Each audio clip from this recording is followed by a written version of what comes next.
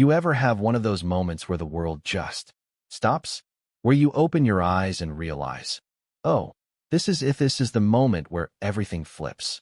For me, that moment came when Karen launched herself mid-lake like a tiara-wearing torpedo, arms flailing, screaming at the water like it betrayed her. And my jet ski?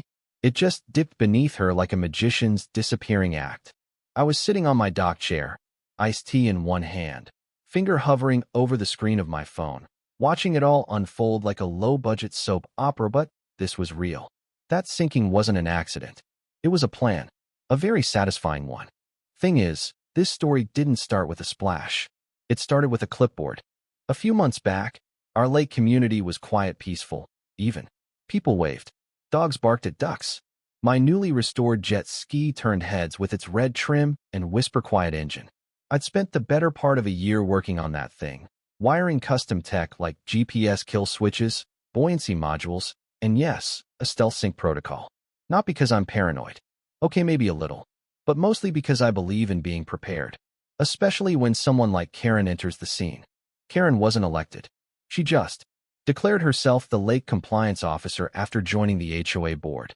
She rolled in with a megaphone, laminated maps, and a voice that could peel paint off a wall. Her mission? Total domination off the lake, the docks, the air we breathe, practically. First came the citations. Loud water laughter. Unauthorized swan floaties.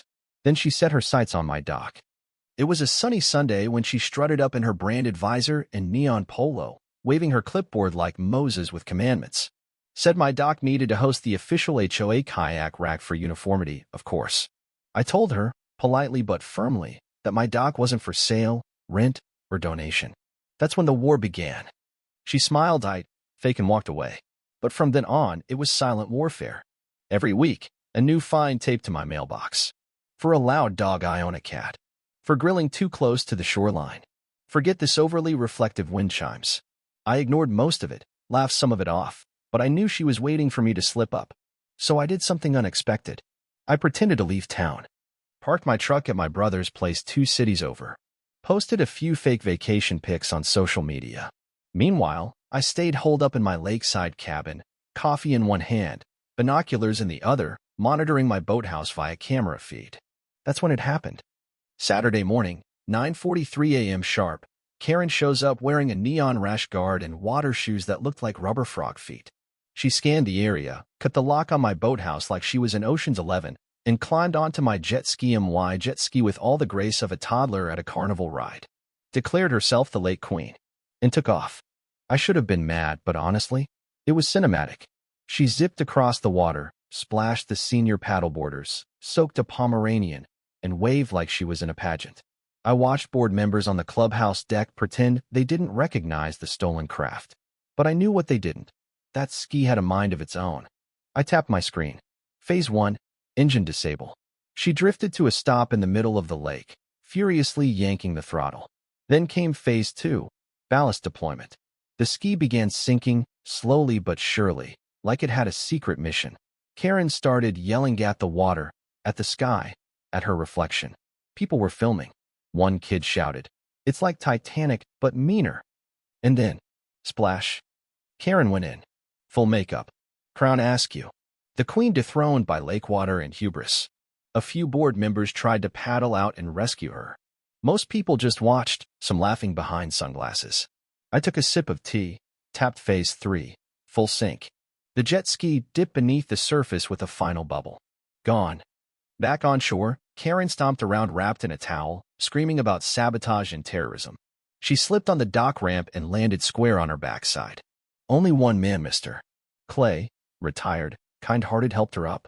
Everyone else had checked out. Karen wasn't feared anymore. She was a punchline.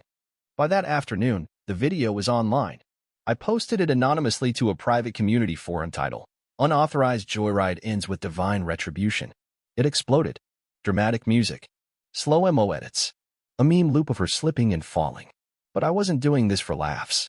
I was building a case. Because the next morning, I got a letter taped to my door. A fine. $8,000. Signed by Karen's self-appointed Maritime Compliance Director. The violations? Aquatic terrorism. Mechanical sabotage. Unauthorized sinkage. I laughed. then called my lawyer. We filed a police report, submitted security footage, and issued a cease and desist. Every charge laid out, every dollar itemized, including the price of the corroded bolt she'd be paying for. Her theft, trespassing, and public endangerment, all documented. Officer Langley nearly spit his coffee when he saw the footage. At the next HOA meeting, Karen showed up in a neck brace, no injuries, just drama. She railed about anarchists with spy gear. I just played a 10-second clip of her shouting, "No rules on my lake," while nearly running over a floating picnic. The room erupted in laughter. The board took no action against me. But something shifted. Neighbors began speaking up. People shared stories on just fines, harassment, threats. Karen had ruled through fear. Now she was being exposed. And I wasn't done. Remember that dive team I hired to recover the jet ski? They found something else. A locked box, chained under the HOA dock. Inside, dozens of old violation slips, some forged, all targeted at people who dared question her. Alongside it, a burner phone, dead but recoverable. My buddy Marcus pulled the data. Texts, notes, list of who to target next, including me. That's when the tide truly turned. At the Jet Justice Basha community barbecue I hosted, we played the footage. Then I showed them what we found. The crowd gasped. Some clapped. Some cried. Karen didn't show. The next day, she deactivated her Facebook and submitted a resignation to focus on wellness. The board held an emergency meeting. People brought receipts, screenshots, documents. Officer Langley walked in mid-meeting with a folder and declared a formal investigation. The board froze all fines, voted to remove Karen's self-created role, and opened the floor for real elections. Everything changed. Wind chimes came back. Block brunches returned. Kids biked freely. People smiled again. And Karen? Well, word is, she tried to join an HOA 2 towns over. Got rejected after someone Googled her name. Another neighbor said they saw her arguing in a parking lot with a lawyer clutching printed Reddit threads. Who knows? All I know is this. The lake is quiet now. Peaceful. And the jet ski? It became a symbol, not of revenge, but of resilience. I even used it to teach lake safety to kids. They loved it. Pressed buttons. Laughed. Learned. One day, I got a letter. No return address. Just one line. I hope you're proud of yourself. I am. Not because of the sinking, but because when it would have been easier to look away, I stood up. And the community stood with me. One silly jet ski started something that changed everything.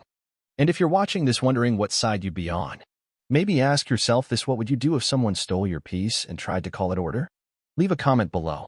I want to hear your story. Let's talk HOA nightmares, community victories, or just tell me what you'd name a sinking jet ski. And if you ever see someone riding a bright red ski yelling about lake law, maybe just grab your camera and some popcorn. Because karma, she floats. And sometimes, she wears a tiara.